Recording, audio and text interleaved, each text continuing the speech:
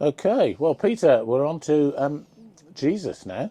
We've done quite a bit of Old Testament. We've done Elijah and we've done Noah and we've done Nineveh and Jonah and all of that. So we're going to do a bit on Jesus, but we're going to split this one up a little bit, even though it's the story that often is the one that gets talked about with reference to Lent, if people are looking into it. So this is the story of Jesus being 40 days in the desert, just at the point where he's about to start his main ministry. And he goes off into the desert and he fasts for 40 days, which is an interesting thing in itself. I mean, most of us wouldn't even contemplate doing without basic nourishment for 40 days, although I have heard of people doing this, albeit checking that medically they're okay to do it and the doctors have given approval.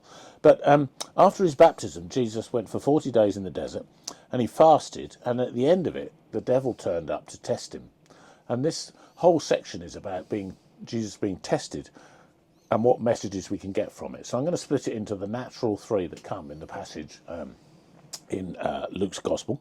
And the first one is where the devil says, if you're the Son of God, tell this stone to become bread, or these stones to become loaves of bread. And Jesus replies, he quotes something from the Old Testament, from Deuteronomy chapter 8, verse 3. He says, man does not live on bread alone.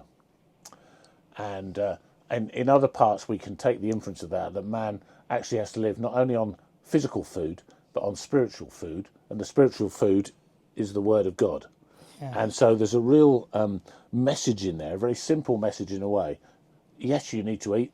Yes, you need to be fed in all sorts of ways in life, emotionally and mentally and so on. But if you don't have spiritual nourishment, then you haven't got the whole package. And so it's a really big message about the devil trying to get to Jesus and say, do this amazing miracle and turn stones into bread. And Jesus is saying, I don't need just bread, I need more than that. So any thoughts on that one, Peter? I like using the metaphor of spiritual hunger as well as like food hunger. And you're in the desert, I imagine you're hungry, but you're also spiritually hungry as well. Yeah. So you can be satiated spiritually. Big word that, Peter. And it's a bit like food. Yeah. And you need it every day. And then one thing I'll add is sometimes you get spiritual junk food. Have you got any thoughts on what spiritual junk food is? No. I've not heard, well, that one might be worth a talk or a thought process in itself. I said that because it sounded funny. Spiritual junk food. I'll come back to you on that one, can I, if that's all right? There might be another message in that. Yeah. Okay, so that's the first one, folks. We'll come back to the next one tomorrow. Thank you.